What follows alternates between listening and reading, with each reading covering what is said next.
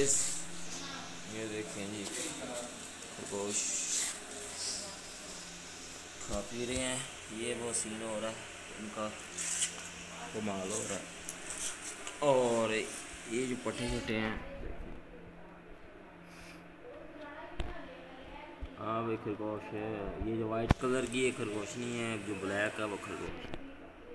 ठीक है, मज़े मज़े से जो है पट्टे छोटे खा रहे हैं, इंजॉयमेंट कर रहे हैं, सीन हो रहा है इनका।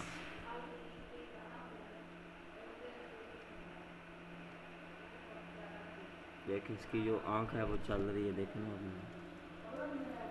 बाकी वो छोटा सा खरगोश है नीचे वाला, ये छोटा सा, इनका बच्चा है निकाल सा। बाकी ये देखे ये क्या कर रहा है, वो कर रहा है, ये देख रहा है क्या हो रहा है मेरे साथ। बस सीन हो क्या है ना, ये सीन है।